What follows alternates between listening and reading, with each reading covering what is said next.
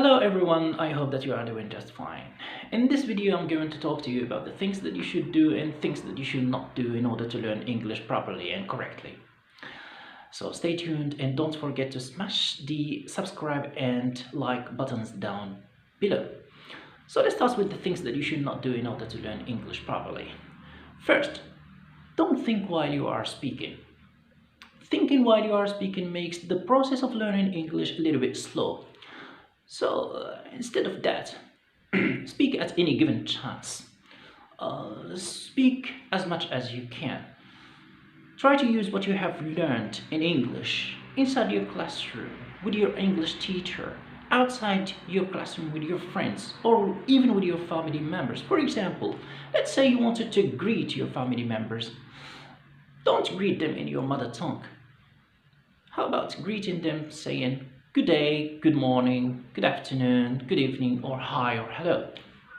So you are making use of what you have learned and you are getting used to speaking English. Number 2, don't translate every single word that you may encounter while learning English. Again, this is one of the things that makes the process of learning English goes in slow motion. I remember me trying to translate every single word that I read in a novel or a short story or magazine or newspaper or an English channel, something like that. Oh my god, believe me, that was really like a living hell. It was like climbing a mountain. It was literally like climbing a mountain, so it was a waste of time and energy. So instead of that, try to understand the whole context of that sentence rather than focusing on one single isolated word. By doing this, you will end up by learning English phrases rather than isolated words. 3.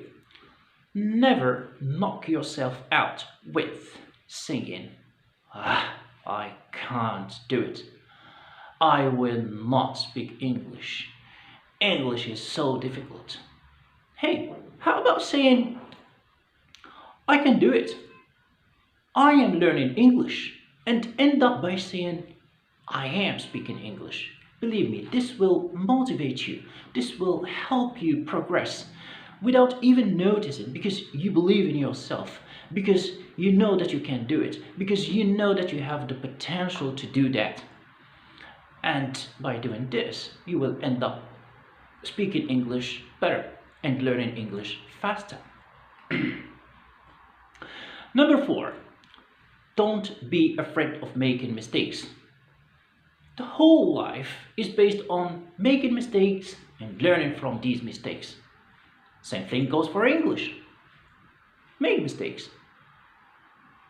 The more mistakes that you make, the better that you learn, because you make the first mistake, you make the second mistake, but you insist on correcting those mistakes in order to avoid making them in the future. Try what we call, this is by the way a very famous method, and it is a very important method in learning, which is called the trial and error method, which means repeated and varied attempts continued until success is reached. And by doing this, you are going to reach speaking English without problems. So don't be afraid of making mistakes. Make mistakes, because we learn from our mistakes. That's what should be. Now let's just talk about the things that you should do in order to learn English properly and correctly. First thing is first. Be insistent. Don't allow refusal. Chase the dream of learning English wherever it is.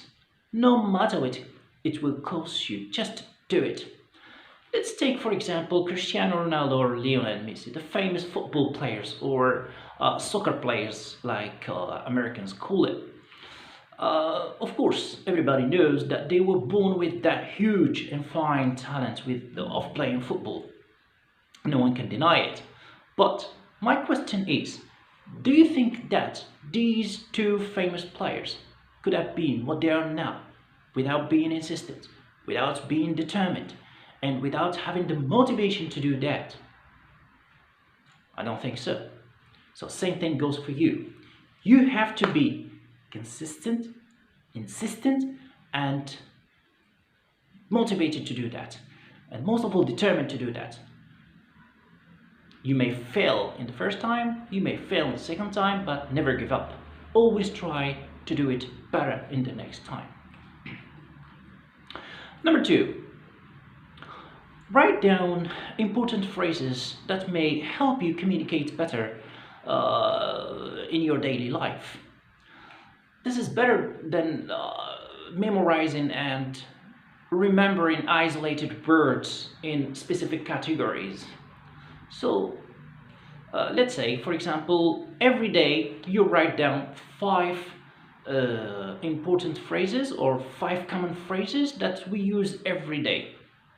Let's say, common phrases to say thank you, common phrases to respond to thank you, common phrases to ask how someone is, common phrases to say sorry, common phrases to complain, and so on and so forth. By doing this, you will end up by having loads of common phrases that we use every day, and believe me, they are going to help you build up your vocabulary better than remembering a set of isolated words like that. Number 3, consider learning English as an investment in yourself. Be proud of what you may spend in learning English.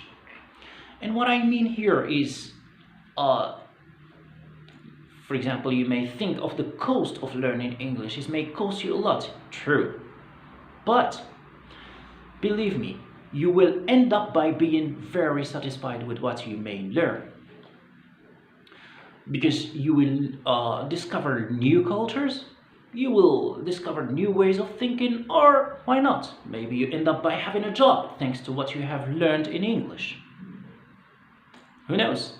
So sooner or later you will end up by learning that, no matter what the cost is. Number 4, be organized. Of course, we know that being organized or organization is the basis of success. Same thing goes for learning English. If you are not organized, you are not going to learn English properly or correctly. Let me give you an example.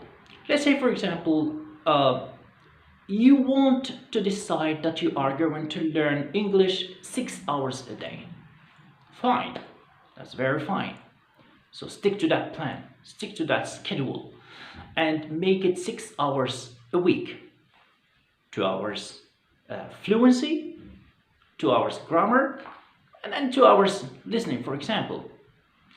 What is important here is that you stick to that plan and you go gradually. Because if you rush, you will end up by screwing all of these things. It's not healthy to rush, because it does not come overnight. It will not happen after 2 months, 3 months, 4 months, or even 1 year. You may take longer, or you may take shorter than that. It depends. It depends on how determined you are. But what is important is you go gradually. For example, when you feel that you are doing just fine with those 6 hours and you feel somehow within yourself that you can do more than that, go gradually. Make it 8 hours, 9 hours, for example.